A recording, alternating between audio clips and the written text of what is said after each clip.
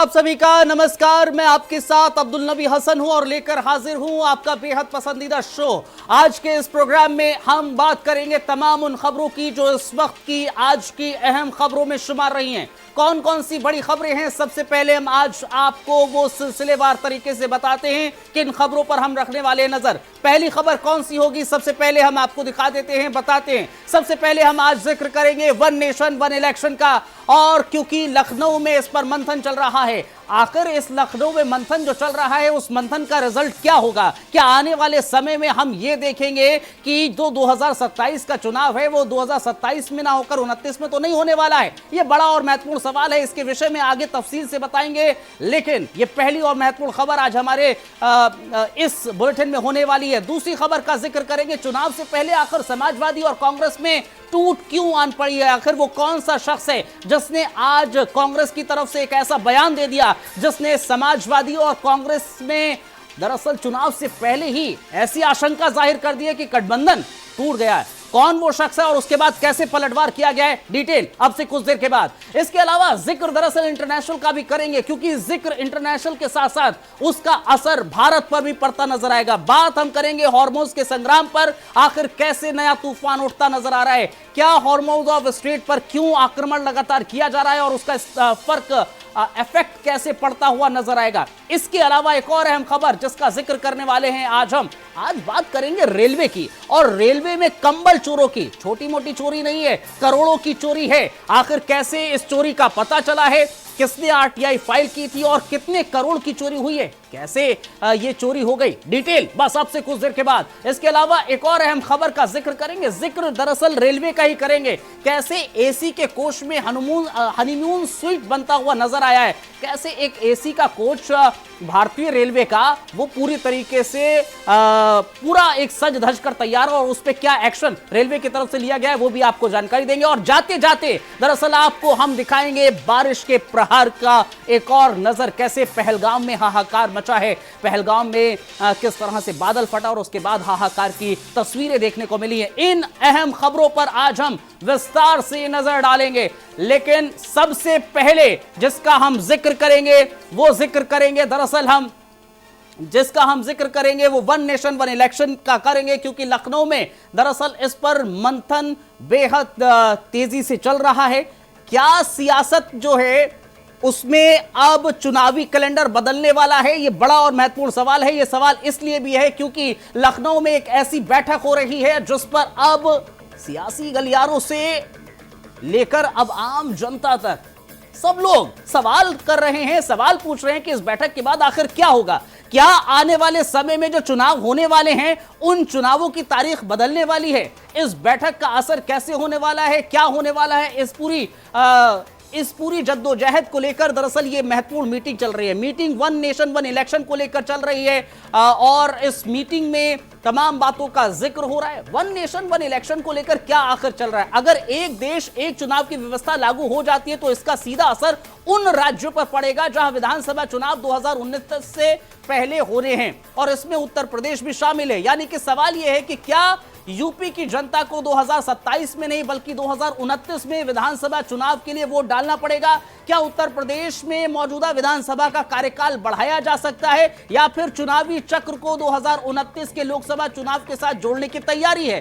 फिलहाल तस्वीर पूरी तरह से साफ नहीं है, लेकिन लखनऊ में चल रही इस बैठक ने सियासी हलचल को जरूर बढ़ा दिया है। वन नेशन वन इलेक्शन लागू हुआ तो देश के सबसे बड़े राज्य उत्तर प्रदेश की चुनावी तारीख का इतिहास जरूर बदल सकता है, और यही वजह है कि अब हर किसी की नजर इस बड़े फैसले पर टिकी हुई है।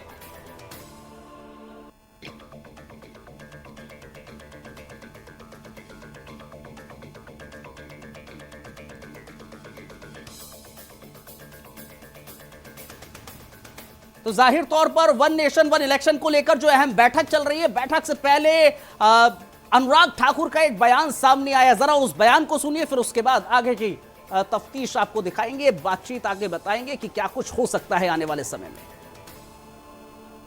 राजनीतिक दल हैं, इन सब के क्या विचार हैं वन नेशन वन इलेक्शन को लेकर, क्योंकि अगर एक समय पर दोनों चुनाव विधानसभा लोकसभा के होते हैं तो उससे बहुत सारी चीज़ों पर फर्क पड़ता है कि सारा साल जो मॉडल कोड ऑफ कंडक्ट लगा रहता है, कभी विधानसभा के चुनाव, कभी लोकसभा के चुनाव, कभी एक राज्य के चुनाव, कभी दूसरे राज्य के चुनाव, तो इन सब से मुक्ति पाई जा सकती है। लेकिन अभी देखना यह है कि अलग अलग दलों के इस पे क्या विचार है।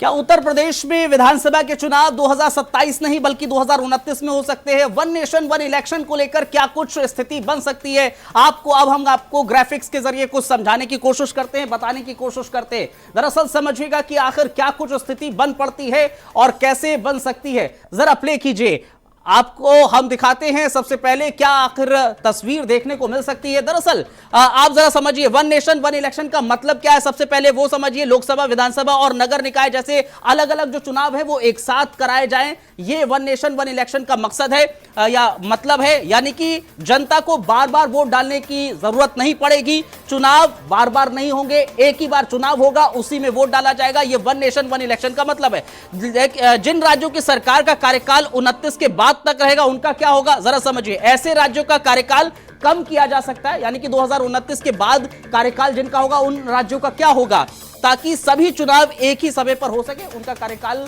को लेकर काम किया जा सकता है, एक ही साथ चुनाव हो सकता है। अब समझिए जरा 29 के बाद तक इसके लिए संविधान में एक बदलाव करना होगा। जिसका 29 के बाद तक कार्यकाल रहेगा उसका क्या होगा, एक संविधान में बदलाव करने की जरूरत है। ऐसे राज्यों में मुख्य रूप से असम आ रहा है जिसका कार्यकाल 2031 तक चलेगा। असम विधानसभा चुनाव अभी हुए थे, अब 2031 तक चलेगा। केरल का भी यही है, 2031 तक उसका भी कार्यकाल है, केरल का भी। तमिलनाडु का जिक्र करें, मई 2031 तक वहां का कार्यकाल होने वाला है। इसके अलावा पश्चिम बंगाल का जिक्र करें, मई 2031 तक पश्चिम बंगाल का कार्यकाल रहेगा। पुडुचेरी का जिक्र करें, मई 2021 तक पुडुचेरी का कार्यकाल रहने वाला है। बिहार में नवंबर 2030 तक कार्यकाल रहेगा। और अब आप समझिए, दिल्ली विधानसभा का जिक्र करें तो फरवरी 2030 तक इसका भी कार्यकाल रहने वाला है। ये वो राज्य है जहां 2029 तक कार्यकाल रहेगा, उसके बाद रहेगा। ऐसे राज्यों में कुछ समय के लिए अलग अलग व्यवस्था बनाई जा सकती है, यानी कि जो 2029 से पहले जिनका कार्यकाल खत्म हो जाएगा, 2029 से पहले जिनका कार्यकाल खत्म हो जाएगा, मुख्य चुनाव के साथ जोड़ने की कोशिश की जाएगी। 2029 से पहले जिन राज्यों का कार्यकाल खत्म हो जाएगा, 2027 के कार्यकाल खत्म होने वाले राज्यों का अगर जिक्र करें तो उसमें मुख्यतः कौन कौन से, जरा प्ले कीजिए नेक्स्ट स्लाइड। और इसमें उत्तर प्रदेश, उत्तराखंड, पंजाब, गोवा, मणिपुर, गुजरात और हिमाचल प्रदेश मुख्य तौर पर हैं। उत्तर प्रदेश, उत्तराखंड, पंजाब, गोवा, मणिपुर, गुजरात और हिमाचल प्रदेश इसमें मुख्य तौर पर हैं। एक और चीज समझिए, वन नेशन और वन इलेक्शन लागू करने में आखिर परेशानी क्या आ सकती है। इसके लिए संविधान के कुछ नियमों में बदलाव करना होगा, कुछ नियम बदलने होंगे। संसद में बड़ी सहमति और कई राज्यों की मंजूरी की जरूरत पड़ेगी। संसद में बड़ी सहमति की जरूरत होगी और कई राज्यों की मंजूरी की भी जरूरत पड़ेगी। और अगर चुनाव के बाद कोई सरकार बीच में गिर जाती है तो क्या होगा, वो भी समझिए। ऐसी स्थिति में दोबारा चुनाव हो सकते हैं, लेकिन नई सरकार का कार्यकाल पूरा 5 साल का नहीं होगा। ये तस्वीर देखने को मिल सकती है। हाँ, वो सिर्फ बचे हुए समय के लिए ही होगी ताकि सभी चुनाव फिर से एक साथ हो सके। यानी कि अगर मान लीजिए किसी सरकार गिर जाती है, फिर से चुनाव होते हैं, लेकिन उनका कार्यकाल उतना ही रहेगा जब तक आम चुनाव नहीं आ जाते। ये कहा गया है, सिर्फ बचे हुए समय के लिए ही वो सरकार बनेगी। ये वन नेशन वन इलेक्शन क्या है, आखिर उसमें स्थिति क्या है, वो मैंने आपको समझाने की कोशिश की है। ये महत्वपूर्ण खबर दरअसल देखने को मिल रही है।